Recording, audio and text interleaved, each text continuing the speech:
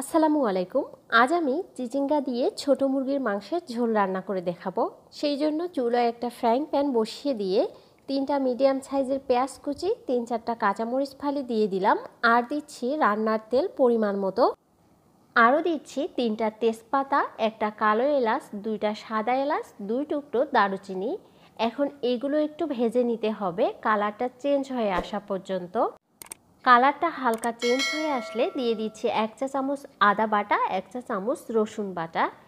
আবারও এগুলোকে 1 মিনিটের মতো কষিয়ে নিতে হবে, এতে করে কাঁচা গন্ধটা আর থাকবে না। 1 মিনিটের মতো কষিয়ে নিয়ে নিলাম। এবার দিয়ে দিচ্ছি 1/4 কাপ নর্মাল ঠান্ডা পানি। আরও দিচ্ছি স্বাদ মতো লবণ, 1 চা চামচ হলুদ গুঁড়ো, হাফ চা চামচ শুকনো মরিচের গুঁড়ো অর্থাৎ স্বাদ মতো দিতে পারবেন, 1 চা চামচ ধনে গুঁড়ো। এবার এই মশলাগুলোকে ভালোভাবে কষিয়ে নিতে হবে যতক্ষণ না পর্যন্ত মশলা থেকে তেলটা ছেড়ে দিবে। চুলোর ফ্লেমটা কিন্তু বরাবরের মতোই মিডিয়ামে রয়েছে। মশলাগুলো কষানো হয়ে গেছে। এবার আগে থেকে কেটে ধুয়ে রাখা ছোট মুরগির মাংসগুলো দিয়ে দিলাম।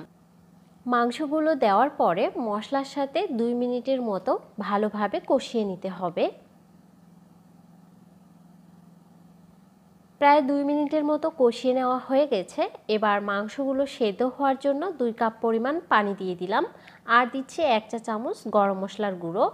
মশলাটাকে ভালোভাবে মিশিয়ে নিয়ে ঢাকনাটা দিয়ে ঢেকে এবার মাংস সেদ্ধ হয়ে আসা পর্যন্ত জাল করে নিতে হবে।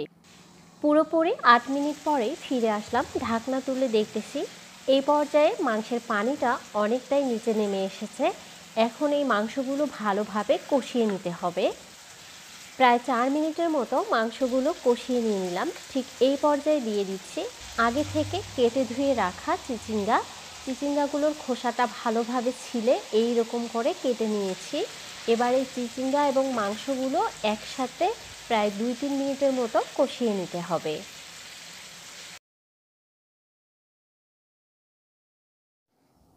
এই পর্যায়ে চুলোর ফ্লেমটা মিডিয়াম থেকে একটু হাইয়ে রাখতে হবে, এতে করে কায়তা বা চিচিঙ্গাগুলো খুব সহজেই চুপসে আসবে। পুরোপুরি 3 মিনিটের মতো এগুলো কষিয়ে নিয়ে নিলাম। এবার দিয়ে দিচ্ছি 2.5 কাপ পানি। আমি এখানে ঠান্ডা পানি ইউজ করতেছি, আপনি চাইলে গরম পানিও দিতে পারবেন। আর দিচ্ছি 1 চা চামচ টালা জিরার গুঁড়ো। মশলাটাকে ভালোভাবে মিশিয়ে নিচ্ছি। এই পর্যায়ে চেক করে নিতে পারবেন লবণ ঠিকঠাক মতো আছে কিনা।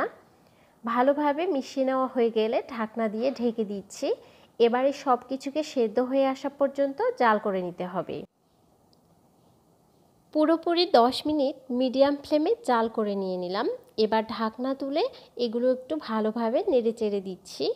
আর দেখুন এই পর্যায়ে কিন্তু চিচিঙ্গা এবং মাংস ভালোভাবে সেদ্ধ হয়ে গেছে। তৈরি হয়ে গেল চিচিঙ্গা দিয়ে ছোট মুরগির মাংসের ঝোল।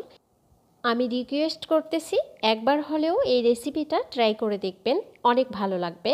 রেসিপি ভালো লাগলে লাইক, কমেন্ট, শেয়ার করতে ভুলবেন না।